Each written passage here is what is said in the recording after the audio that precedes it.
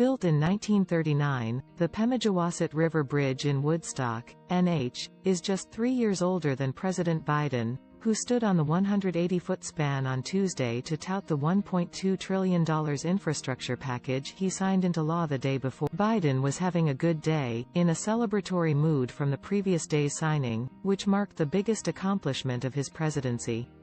He joked with members of the New Hampshire delegation, who stood nearby, bundled against the November. The bridge, on the other hand, has seen much better days.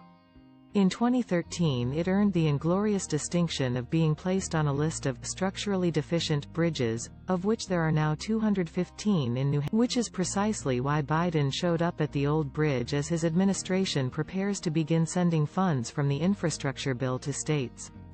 The president is acutely aware that the bill will ultimately be judged not on its ambitions, but by how completely those ambitions are realized, and how well he and his top deputies explain to the American people what they are doing with all. This isn't esoteric, Biden said at one point in his remarks. This isn't some gigantic bill.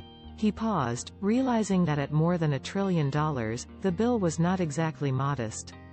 It is, but it is about what happens to. By highlighting the plight of the decaying Pemigewasset River Bridge on Tuesday, Biden sought to remind those very ordinary people that beyond complex parliamentary maneuvers in Washington and the bluster of Manhattan-bound cable news pundits, he is intent on taking care of their lead. Critics say the massive spending package could lead to inflation. Others say it does not do nearly enough to address climate change. At the same time, it is by far the biggest federal outlay to address the nation's deteriorating physical infrastructure. This is real, Biden said, describing the 10-mile detour a fire truck may have to take if the Pemigewasset River Bridge is rendered unusable. This is real. Decay is certainly visible in New Hampshire, where harsh winters have an especially corrosive effect. Although it is only mid-November, a light snow fell as Biden spoke on Tuesday.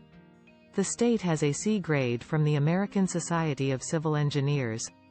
That's only slightly worse than the C that ASCE awards to the nation's bridges overall, of which it has found that 42% are more. If politics is the art of the possible, then Biden's argument on Tuesday was that it is indeed possible to improve the lives of Americans by fixing bridges like the modest one across the Pemigewasset River. Your life is going to change for the better, Biden said. He described how the bridge had grown weaker with age, so that its weight limit had been cut in half, from 40 tons to 20 tons, making crossing the river potentially difficult for trucks hauling lumber or concrete.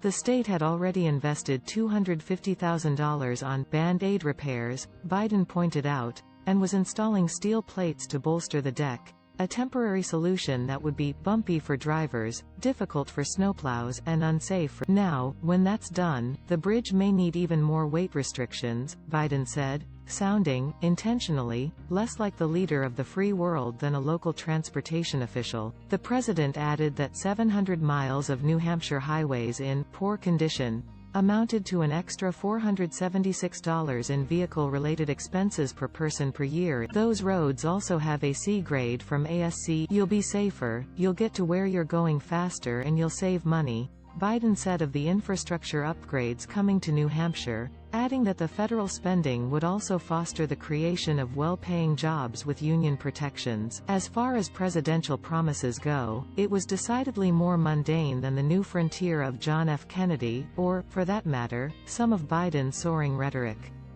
But soaring rhetoric doesn't fix potholes, and the president seems to recognize